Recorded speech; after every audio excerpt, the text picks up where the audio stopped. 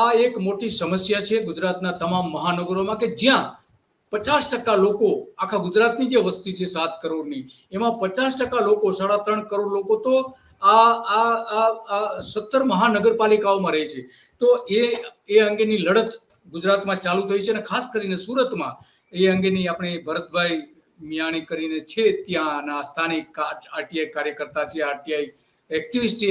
એમણે આરટીઆઈ દ્વારા ઘણી બધી વિગતો મેળવીને એક આંદોલન ચાલુ કર્યું છે કે સુરતમાં કે આ લોકોના જીવન સાથે ચેડા કરવાનું તમે બંધ કરો અને એમાં આ બધી પ્રવૃત્તિ જે ચાલે છે એને નિયમિત કરો, નિયમ એના માટેના નિયમો જે છે એનો અમલ કરો અને લોકોની સલામતી સારી રીતે જળવાય એ માટેના તમામ પ્રયત્ન કરો. તો ભરતભાઈ આપણી સાથે જોડાઈ ગયા છે. ભરતભાઈ, તમારું સ્વાગત છે ધ ગુજરાત રિપોર્ટમાં. હા, નમસ્કાર. તમે આજે ખાસ કરીને જે સુરતમાં જે પતરાના શેડ બનાવી દે છે, ડોમ બનાવી દે છે, લોખંડ અને પતરું બધું મિક્સ કરીને, તો એ આખી જે જોખમ ઊભું થયું છે એ શું પરિસ્થિતિ છે, કાયદાકીય રીતે શું જોગવાઈ છે, એ બધી વાત કરશો તમે?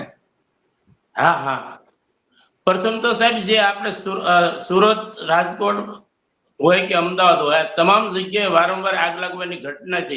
આ પતરાના શેડથી સુરત હોય, અમદાવાદ હોય કે રાજકોટ હોય, આ પતરાના જંગલ બની ગયા છે.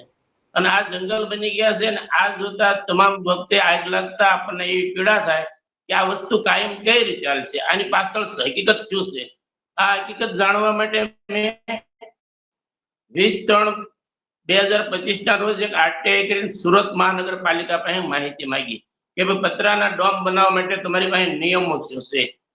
પરંતુ જાણતા સુરત શહેરની માહિતી મળતા મહાનગરપાલિકાએ જે મને માહિતી તમામ જોને આપી, આ માહિતી જોતા ખબર પડી કે સુરત શહેરમાં 2017 થી કોઈ કાયદો છે નહીં પતરાના ડોમ બનાવવા માટે. અને આ પતરાના ડોમ બનાવવા માટે ખરેખર જો કાયદો ન હોય તો ટેમ્પરરી માટે 2017 માં ગુજરાત સરકારે જે ટેમ્પરરી સ્ટ્રક્ચરનો કાયદો બનાવ્યો છે એના આધારે આ પતરાના ડોમ ને એ બનતું હોય છે. તો એ જો આધાર તમે જોવો તો સુરત સહિત તમામ મહાનગરોમાં 95% જે શેડ બનાવ્યા છે કે ડોમ બનાવ્યા છે તે બિન કાયદેસર છે, અનલીગલી છે. તો મારું એટલું જ કહેવાનું કે મેં આ બધું જ જોયા પછી મેં નક્કી કર્યું સુરત મહાનગરપાલિકાને આ મારે જાણકારી આપવી પડે, કમિશનરને અને મેયરશ્રીને. એ માટે હું તારીખ 20/21 ના રોજ કમિશનરશ્રીને મળવા ગયો, પરંતુ તે લોકોએ મુલાકાત ન આપતા સાંજે હું મેયર પાસે ગયો રૂબરૂ. અમારા સુરતના મેયર દક્ષેશભાઈ માવાણી છે. આ દક્ષેશભાઈ માવાણી પાસે જઈ અને મેં જે હકીકત હતી તે બતાવી. તો દક્ષેશભાઈ પણ એવું મને કીધું કે હું શું કરી શકું. આ સુરત શહેરના મેયર આટલા લાચાર છે કે આખા સુરતમાં પતરાનું જંગલ બની ગયું હોવા છતાં તે પોતે એમ સ્વીકારે છે કે હું શું કરી શકું, હું તો થોડો ઘણો હુકમ કરી શકું. મેં કીધું તમે કાંઈ કરી ન શકો, કમિશનર સાહેબ મળે નહીં તો અમારે શું કરવાનું, ફરિયાદ કોને કરવાની. તો એને એવું કીધેલું કે હું તમને તેની પાસેથી બેન પાસેથી ટાઈમ લઈ અને તમને મુલાકાત કરાવું. પરંતુ 10 દિવસ રહી ગયા તો મુલાકાત ન થઈ. અને બેનને કમિશનર સાહેબને મળવા માટે મેં 2 વખત મેલ, 4-5 વખત રૂબરૂ ગયો અને WhatsApp થી પણ મેં મેસેજ કર્યા. ત્યારે મને બેન દ્વારા એક મેલ દ્વારા તારીખ 2 ના રોજ મુલાકાતનો સમય આપવામાં આવ્યો. પરંતુ બેનને જઈ સુરત શહેરની સાચી હકીકત બતાવી. પરંતુ કમિશનર તમને મળવા, તમને આજ સુધી મળ્યા નથી કમિશનર? કમિશનર આજ સુધી તમને મળ્યા નથી? 2 ના રોજ મળ્યા, તારીખ 2 ના રોજ. અને 10 દિવસ 12 દિવસ મેં મહેનત કરી છતાં મળ્યા નહીં. અને જ્યારે પતરાના શેડની ડોમની સમસ્યા શું છે એ જરા આપણા દર્શકોને સમજાવશો?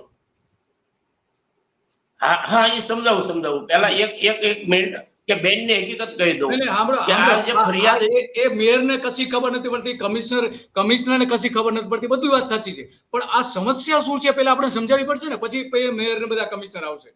સમસ્યા શું છે મૂળ? આ સમસ્યા એવી છે કે જો જે બેરોજગાર માણસ હોય તે એનો રોજગાર ઊભું કરવા માટે કોઈ પણ ખાલી જગ્યા હોય તો ત્યાં સાપરું બાંધવા તૈયાર થતા હોય છે. પતરાનો શેડ, આ પતરાનો શેડ કેવો બનાવવા જેવો એ ખરેખર અધિકારીઓના હાથની વાત હોય છે, નિયમો અધિકારીઓ પાસે હોય છે. પરંતુ જે તે સમયે અધિકારીઓ પૈસા લઈને જ્યાં ત્યાં શેડ બનાવવા દેશે અને આ શેડમાં પછી ગમે તે રીતે યુઝ કરે છે અને રેસિડેન્ટ વિસ્તારમાં વારંવાર એમાં જલદ પદાર્થ હોવાથી આગ લાગવાની ઘટના બને છે. અને જે ઘટના બને છે તે રેસિડેન્ટ વિસ્તારમાં બને છે અને હજારો માણસોને અસર કરતી હોય છે. અને આ જ્યારે આગ લાગે ત્યારે વળી પાછા જે શહેરમાં તમામ ડોમ હોય આ ડોમને સીલ કરવામાં આવે છે, કારણ કે બંધ બિન અધિકૃત રીતે બનેલા હોય એટલે. ફરીવાર તે ડોમ 10 દિવસ થાય એટલે બસ 100-200 રૂપિયાના સ્ટેમ્પ ઉપર સિક્યોરિટી લખાવી અને બધા ધમધમતા કરી દેશે પાછળની બારીએથી લાવીને આ અધિકારીઓ. આ સુરત શહેરને પતરાનું જંગલ બનાવવું એ ખરેખર એ અધિકારીઓની લાપરવાહી, અધિકારીઓની ગુનાહિત પ્રવૃત્તિનું કારણ છે મોટું. અને આના હિસાબે સુરત શહેરમાં અનેક લોકોના જાન ગયા છે અને કરોડો રૂપિયાની જાનની હાનિ થઈ છે. હેલો, હા હા યસ તો યસ સુરત શહેરમાં બરાબર. આગ હા લાગવાથી બોલો બોલો બોલો. આગ લાગવાથી આર્થિક રીતે અબજો રૂપિયાનું નુકસાન થાય છે. જેવી કે બે મહિના પહેલા તો આવા અમારે આવા ટેક્સટાઇલ ભરતભાઈ આવા આવા આવા આવા આવા કેટલા કેટલા બાંધકામો હશે, આવા કેટલા બાંધકામો હશે અંદાજે? હજારોની લાખોની સંખ્યામાં કહી શકાય. સુરત શહેરમાં હજારોની સંખ્યા નહીં, લાખોની સંખ્યામાં આવા પતરાના શેડ બનેલા છે. અને આ તમામ શેડ બન્યા છે એ મ્યુનિસિપાલિટીના અધિકારીઓની નજર નીચે બનેલા છે. અને તમામના જવાબદારી જ્યારે જ્યારે કઈ કોઈ ઘટના બને તે જવાબદારીમાંથી સટકી જાય છે, પણ બનાવતી વખતે તમામ પાછળની બારીએથી પૈસા લઈને આ તમામ ડોમ બનાવવામાં આવે છે. અને જ્યારે આગ લાગે ત્યારે જે ડોમ હોય એની ઉપર જવાબદારી નાખી અને એને ગુનેગાર ઠેરવવામાં આવે છે. ખરેખર જે ગુનેગાર છે અધિકારીઓ, આ અધિકારીઓની કોઈ જવાબદારી રહેતી નથી, કારણ કે પાછળની બારીએથી પૈસા લઈને મંજૂરી આપી હોય છે. ખરેખર મંજૂરી નિયમો અનુસાર સુરતમાં 95% ડોમ નથી.